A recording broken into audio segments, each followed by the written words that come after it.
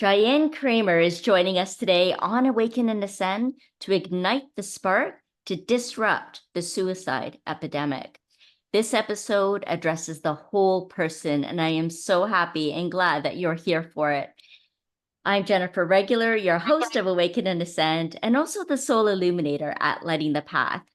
As the founder of the We Care Partnerships Network, Sheyenne Kreamer holds the vision of building micro-communities that can house people, heal people, educate people to live in a more spiritually aware way. Welcome, Sheyenne. It's so wonderful having you here today and joining us all the way from the Raleigh area. Thank you, Jennifer. I am so thrilled to be here. It's certainly a pleasure. Yeah, so suicide, not something that everyone wants to talk about, acknowledge. It's very uncomfortable, right? Yes. To face this, and you're calling it an epidemic. So hmm I think I can agree with that. And I'd love to hear about that and how you became an advocate for this.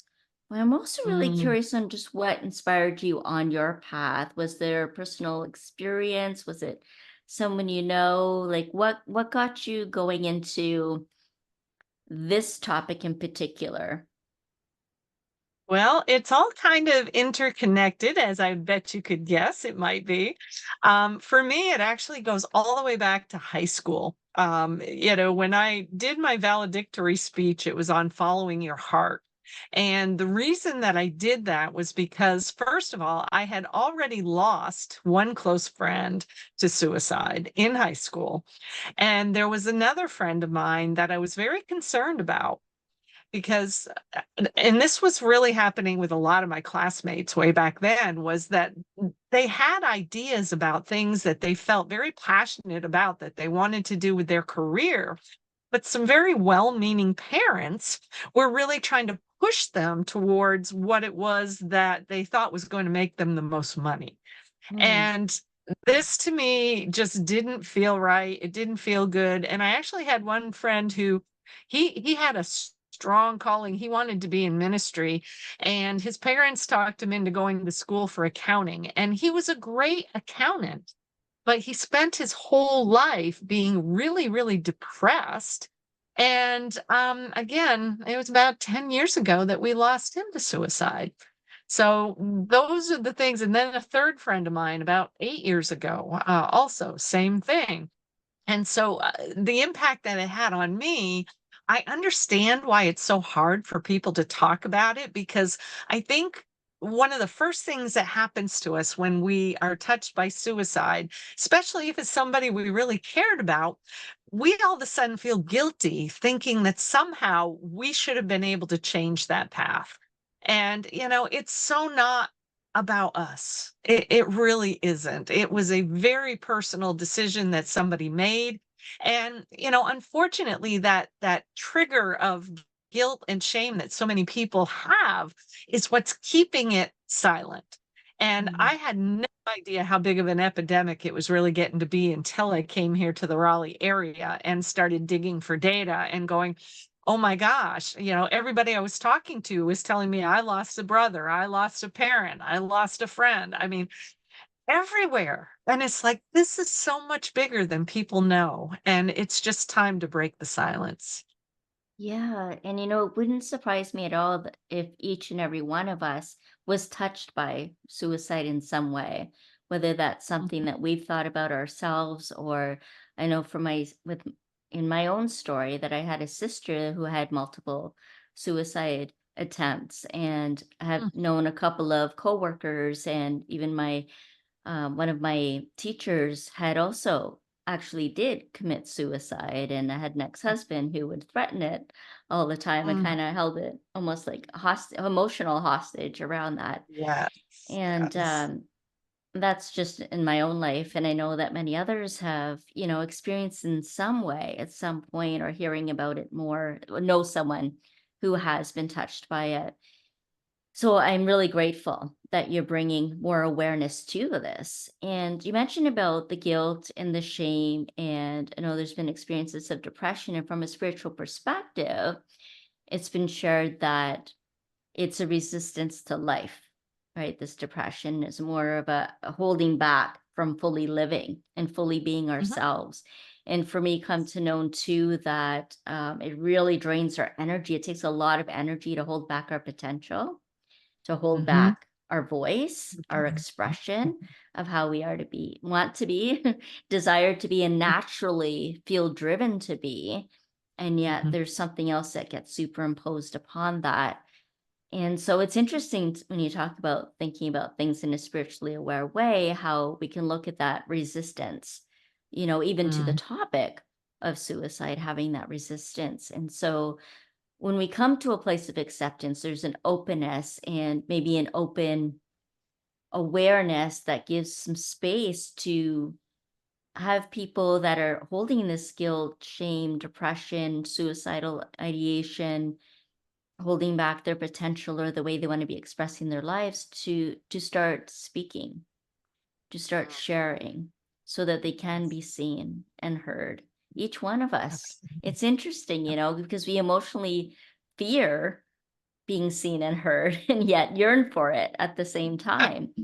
And so, yeah, it's a real conflict that gets developed inside and that can continue if we don't have the opportunity to be seen and heard for who we truly are and be able to express ourselves in that way. And so Absolutely. when you go into different communities and you look at, the development and first of all, what is a micro community? How do you define that? It could be anything from, something that is set up specifically as a healing community. I know we actually are partnered with a nonprofit organization called the Hope Institute, and a lot of times prior to build a micro community, it really is for healing. It would be like we have a bunch of people here in the Raleigh area who have visions for this. As an example, there's one woman who has been a foster mom for many years, and she's seen the need to be able to have kind of like a campus for young people who have aged out of the foster care system so that they would have a place to be able to be housed, to go through body, mind, and soul based healing.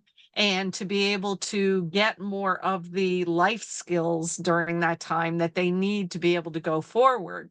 So that's one kind of a micro community. Another micro community type might be what more people have thought of in the past as a homesteading community. So there are people right now who are working on finding like-minded people to bring into a small community where they're growing their own food. They have their own animals for, milk and cheese and all that kind of stuff, eggs. They're working on ways to be able to produce more of their own electricity, all of those kinds of things. So those are the two different types of micro communities that we have been exploring and helping people to explore what it would take to be able to build those kinds of things. And being able to do that really is very empowering, isn't it? It gives people Mhm. the resources they may not otherwise have, but it also brings people together, you know? Yes. Yeah. Yes. We need that more than anything right now. I was just talking with a friend of mine who said, we're so disconnected. We can't Most people are so busy thinking about the next thing they want to say that they can't hear what the other Hmm. person is saying. Hmm. Stephen Covey said it very well when he said, seek first to understand and then to be understood. And that is such a lost art right now. It's sad. And it is part of where we're losing that heart to heart connection. And that's what we have to really strive and think about, how to go back to being able to have that kind of connection with people, because that's what we crave. And even Hmm. though, we're grateful for a platform like what we're using here, there's still something that we just crave in terms of being in a space with real live human beings. And so much of that got taken away during the pandemic, and it's affected a lot of our young people. It really has. Absolutely. Yeah. It's very interesting. One of the main reasons that I left my previous work, working in social services, whether, homelessness and mental health and federal offenders and domestic violence and a lot of different issues that were going on, immigration, separations, all the different ways we become disconnected and have barriers in society was because I couldn't handle the role to role way of relating anymore. I really yearned for that soul to soul connection and really person to person and embracing the common humanity. And I didn't like the us and them kind of duality mentality, and I didn't want to work in that way anymore, and so that veered me off in a different direction. And recently I heard a presentation from Garrett Lang, part of the Free Thinkers Institute. He was sharing about mental health, and he shared a statistics that was quite alarming for the US. I'm in Canada, of course, but he shared a statistics from the US that was 2/3 of Americans didn't have access to mental health services. And I mean, Mhm. that's a huge disconnection, a Mhm. huge Oh, that's disconnection. And so you're doing something about that. you know, you're bringing in more awareness. You're igniting the spark to disrupt the suicide Mhm. epidemic. So tell us more about that. How do we disrupt that? Well, and you mentioned mental health, and I honor and respect the work that the mental health professionals do, but there is a shortage in this country. We have heard that, and so that is part of the reason why there's a lot of people who are not getting the assistance. But even with those that are, I mean, there's still an awful lot of folks who still go forward and take action on these ideations, and it's a scary thing. So for us, we're not trying to replace the mental health system. We're trying to be a complement to it. We're working to be an adjunct, because there are some people who will benefit from different types of therapeutics that are in the form of pharmaceuticals. There's no doubt about that. But on the other side of the fence, there's a lot of things that can be done that aren't being done in this country. And we kind of talk about the term integrative medicine, Mm, because there you can say, okay, well, here's traditional Western medicine made things. But over here is this whole idea of natural medicine, and a lot of things that the creator put on this planet to help heal us in different ways. And somehow they need to come together. We've got some of the greatest diagnostic systems in the world.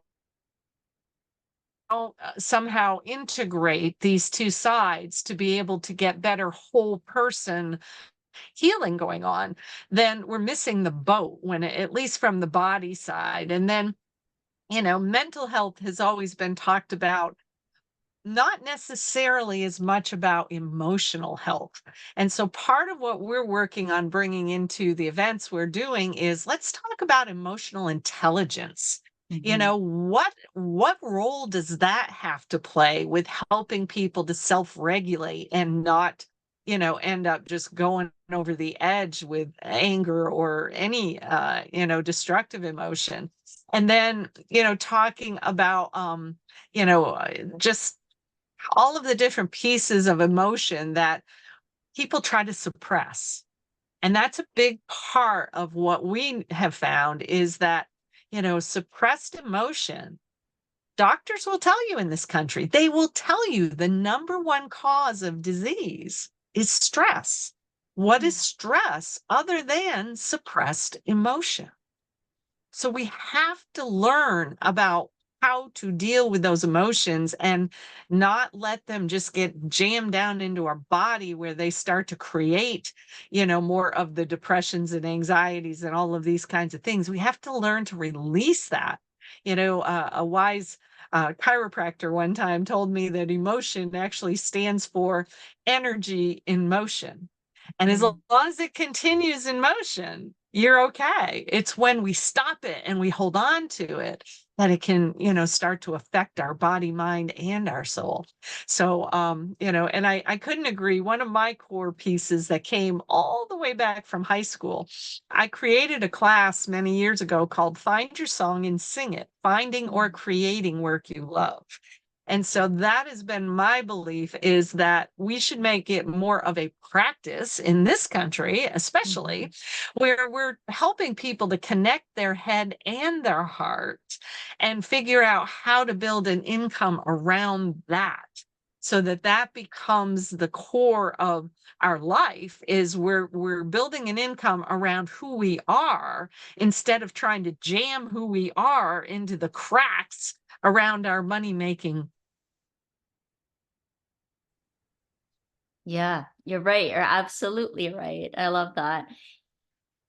And that stress, the suppression, going in deep are carrying forth all of these times we might have been oppressed Mm, as well, yes, right? And yes, it's absolutely. difficult, not difficult. I've seen a lot of challenges along the way in being able to express, right? To bring that Mhm. out, to be able to share, what's been hidden at the risk of, letting someone down or being disobedient or being punished in some way for not conforming Mm, to what it's we need to true. do. Like you spoke about your friends, your classmates, right? Conforming to a certain way of being or to a culture or to certain societal expectations and obligations. And Yes. it can be really difficult, and I see like one of the healing aspects of obligation is passion, really being able to live your passion. And the way I see it, when you break up the word, it's pass I on. That I being your soul's expression of what you're here to pass on in this lifetime. So it's being your true authentic self. And balance comes from living our truth and Mhm. not being stuck in this fog of fear, obligation, and guilt that is oppressive, and that we suppress and repress all of these memories of when we weren't able to live up to those expectations, and then there's that It's guilt and the true. shame, as you mentioned, that Mhm. really get confounded. And I find Mhm. that there's just so much hidden in there, and the conformity is almost equal to like performing, conform to perform, right? Because we're not being our true Yes. selves then. We're just kind of doing what we think we're supposed to do, and giving more power to other people's ideas and thoughts Mm, rather than our own, which causes the imbalance for us yes. mentally, right? And then our Yes. emotional capacity, how do we even have any capacity if we're being punished for even feeling any of the feelings? And then, Mhm. even beyond that, keeping our spirit intact. Because I find, it starts with our connection or disconnect from our spirit, from our higher selves, from our divine connection to our Mhm. mental capacity, which affects our emotional capacity. And then it can even manifest physically. Right. So Mhm. I'm really grateful that you're thinking about the whole person. So can you share more about that? What does that kind of approach look like in addressing the whole person? Well, for me, the find your peace, because that has been a huge challenge early in my life, as well. And that's probably why I was inspired to create the class, because, just some people can't even start to figure out what is a purpose, a passion, that to me is just a core that I try to help people move in that direction, and just kind of get a sense of, okay, well, what if we start with the idea that everything that's happened to you in your life has happened for a reason? So good, bad, ugly, doesn't matter. What if it happened for a reason?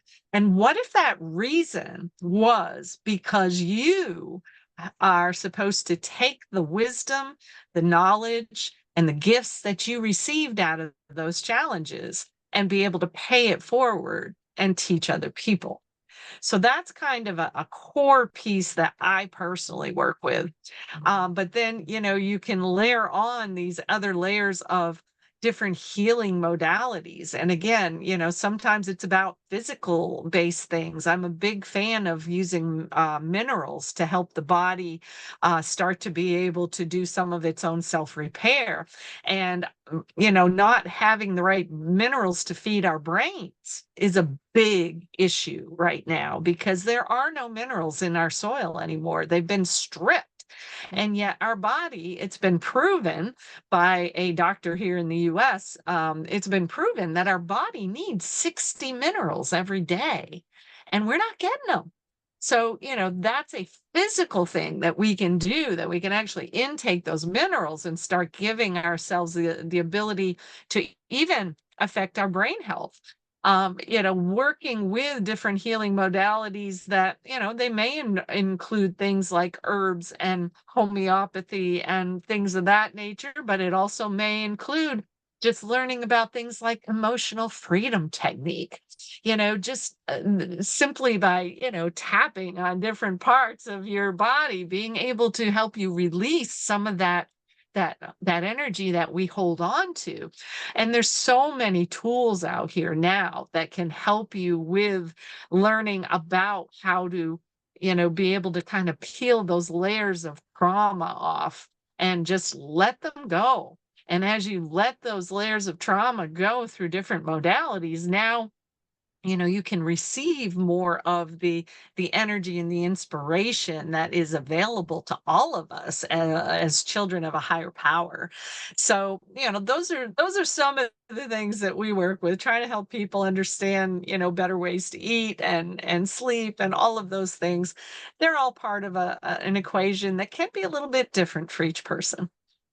Yes, yes. And it's great to acknowledge that too, isn't it? That it can be different for each person Mhm, and finding the mhm, right kind of absolutely. formula, if you will, to work with That's one's right. DNA and their way of Mhm. being able to That's it. heal, right? Just Yes. being able to Yes. facilitate that. And yeah, peeling away the trauma. There was a cute little slogan that used to be part of the energy modality. One of the ones that I use is called integrated energy therapy, and it's like get the issues out of your tissues for good, or release the trauma without the drama. I And it's love making it. light of a very serious issue, but it can be light. Like Mhm.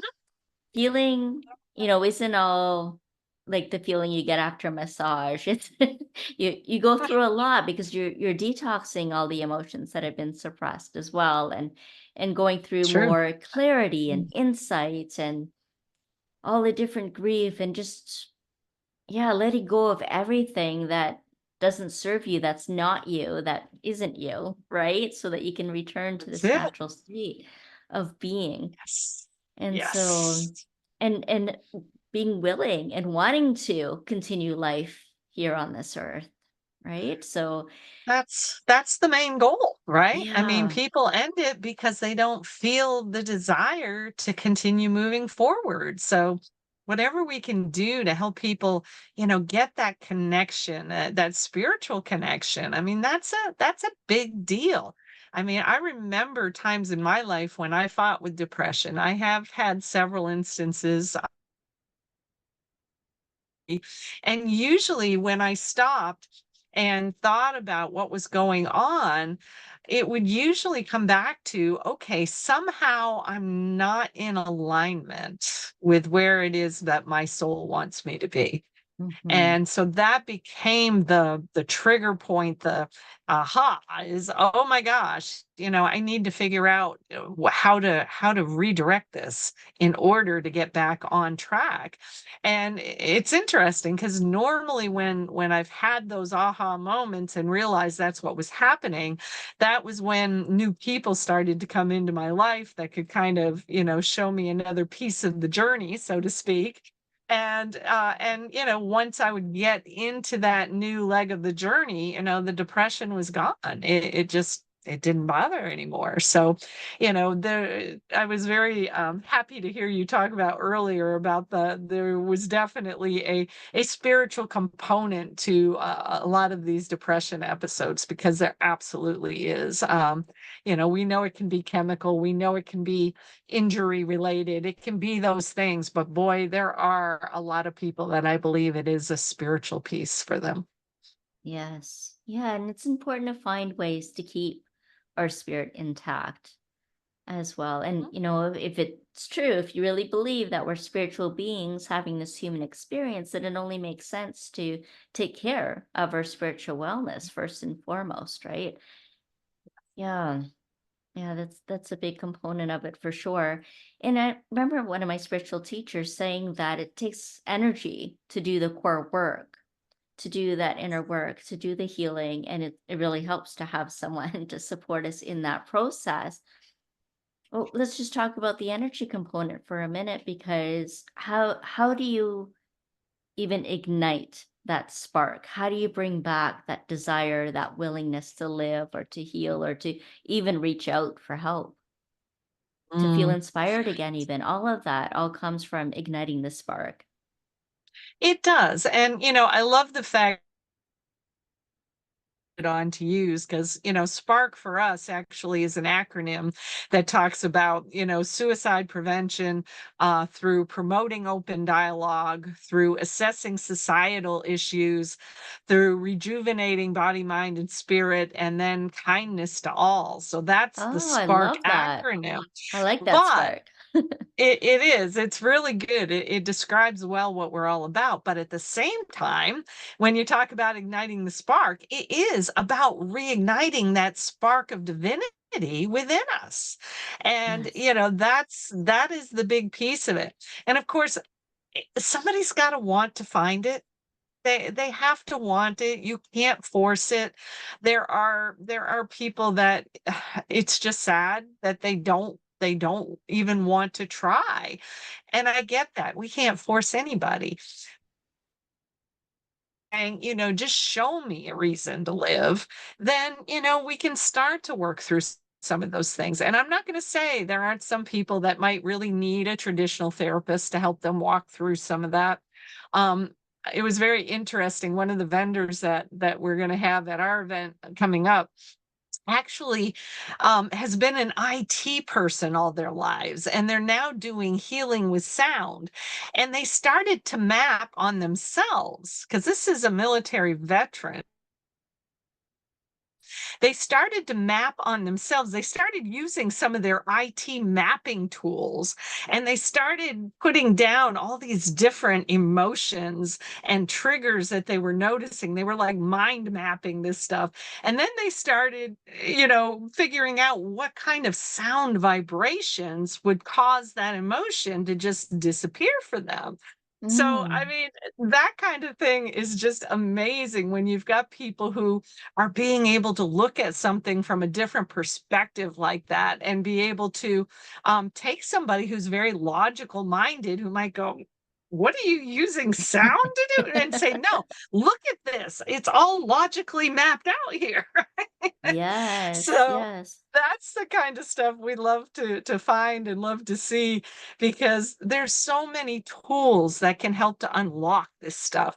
One of my closest associates, we've been working together for probably 15 years, certified therapeutic drummer. And she has been able to, it's just not like a drum circle. It's not shamanic drumming. It is very definitely designed scientifically to help reconnect wiring in the brain. Hmm. And so, like, one of the earliest examples she gave me was she had a young man who was trying to do a math worksheet, which wasn't all that difficult, but he'd been diagnosed as having ADD, and he just was bouncing all over the place, and he just couldn't even concentrate on that math. She said, "In my experience, most of the young people who've been told they're ADD or ADHD are actually just extremely right brained. They're just getting so much creative thought coming through the right brain that most of the time it drowns out the left brain. So they can't do the focus, they can't do the logical stuff. And so what she does is uses her drumming, and she gets them so they're starting to sync up the brain waves between the left and right brain. 20 minutes of doing that with this young man, she put the math sheet back in front of him, and he was able to go through and do those math problems. Wow. So, Yes. that's there's so many things because, kids who have been traumatized by telling them there's something wrong with them with ADD and then given some kind of, psychotropic drug that's supposed to do something interesting to help them with all this. This is part of the perfect storm that's causing some of these problems. And, if you can take something as natural as the vibration of drumming and have a definite way to be able to utilize that, to be able to not only help, in those instances, but she's even worked with people who are on the autism spectrum. She took a 6-year-old who was nonverbal and got him so he was starting to speak. So, Wow. that kind of You stuff can't is make this stuff up. possible. You can't make this stuff up. And so it is all possible. In fact, last winter, we actually got her an opportunity to work with a facility that was rescuing women and children out of human trafficking. And she started teaching some of the people in that facility how to use the drumming to help them deal with their trauma. So, Mm. people who have experienced trauma are definitely candidates for suicide ideation. So there's so many tools, so many things we can do. We need to be open-minded. We need to have that childlike curiosity and be willing to explore and just see what works for us. It's like, well, maybe essential oils will make you feel happier and lift your mood and your spirit. If not, well, maybe this drumming is something that you'll relate to. Maybe you'll even enjoy it while you're having some healing benefits. All of these different things. It's just trying to get people to be open enough to try something new and see what kind of results that it gets for them. Yes. Yeah. Play with it, experiment with it, see the results, Exactly. vibrate at a different frequency and see what that's like. What else is Absolutely. possible? What else is possible? So you had this whole partnership network too, Cheyenne, though, the We Care, Yes. right? So how did you get started in that and what is it exactly? Sure. And I will say that we've kept it purposely small for the last few years. We've had a nice little core team. For a while, I actually had members in Canada, but some of them, Oh. have moved on, and that's fine. But we have some up and down the East Coast right now that have been a core team. But what we're really doing right now here in Raleigh is we are expanding. So the goal is to have localized teams of small business owners that are willing to come together and be problem solvers for their community. So like here with our event on Ignite the Spark, we've got a group of, probably 18 to 24 when we're all done, of different wellness professionals. They're all small business owners, and they're all going to be here to help show people and have them experiment. It's going to be an experimental kind of thing where people can try out these different things. So in effect, what we're doing is creating our own wellness solution team here in Raleigh, made up of small business owners who care about the community. So, Mm. and as we build that, we're also working on building a fund through the Hope Institute that can be a subsidy to be able to help people be able to access some of these non-traditional things that are not covered. So that's what We Care ends up being about, is how do you take businesses and help them find a way to continue to grow while they're making a social impact? Mm. Because a lot of people think they need to, make lots and lots of money before they can do something that helps in the community, and that's just not true. So, right now, We've got people who are paying a little bit of money to be promoted as part of this event, but this event is being promoted to a lot of nonprofits where, they've got people who can come and experience some of these things that they've never heard of. So that's one example of, helping people to develop some social impact. But another one we've done here in Raleigh in the past is we've actually taken small business owners that wanted some marketing support, and we set up in a high school. We actually ended up with an after school program where we had a group of kids that wanted to learn about sales and marketing. And so this small business owner, he had this big pile of business cards that he needed somebody to go back and touch base with these people and see if they might like to become a member of his organization. So he went in 2-3 times a week and was training these kids on how to do the telemarketing and how to offer the membership for him. So that was a way that he was impacting young people, especially in a high school that was in a low income area. And at the same time, they were helping him to grow his business. So that's what I mean is social impact business. You don't have to be rich to do it. Oh, wow. It's so inspiring, Sheyenne, this work that you're doing. And I'd like to make it, available for people to connect with you in some Mhm. way. So is there a way, I know we'll put some links in the show notes about it, but just to share briefly how people can connect with you? Sure. The best ways to connect with me, quite honestly, are on either Facebook or LinkedIn. Because a lot of our web pages are very specialized to things. I mean, I would encourage people to look at ignitethespark.co.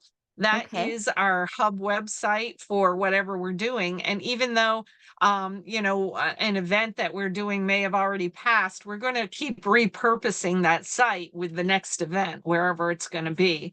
So there'll always be a way people can reach us through there. I also have, I have too many websites. I don't want to confuse people.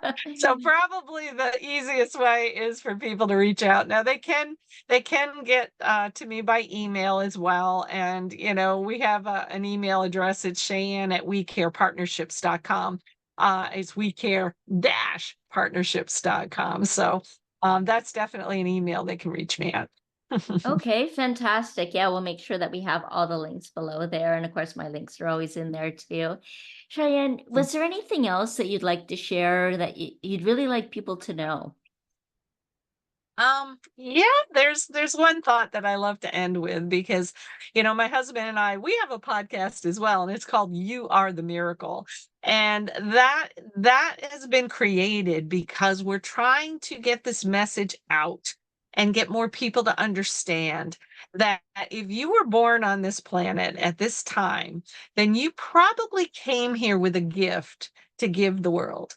And it's time for us all to get off the bleachers and get onto the playing field, figure out what that gift is, and get busy doing it. Because here's what I believe is the truth. If we were all actively creating our puzzle piece, that's what I call it, our puzzle piece, and doing this together on this planet, we would be living on a planet that had awesome health for everybody, plenty of prosperity, and we would also have peace in the world. And the fact that Hmm. we don't have a whole lot of any of those right now, to me, is proof there's too many people still sitting on their puzzle piece. Hmm. Do your piece for peace. Yeah, I there you love that. go. I Oh, like that's that. so great. Thank you so much, Cheyenne. It's been so wonderful having you here on Awaken and Ascend. Thank you so much, Jennifer. It's been fun. And it's been so wonderful having each and every one of you tuning in to Awaken and Ascend. Subscribe to the channel if you haven't already. Be sure to hit that notification bell too so you never miss an episode. We're here every Wednesday at 3 p.m. Pacific, so hope to see you again next time. Bye for now.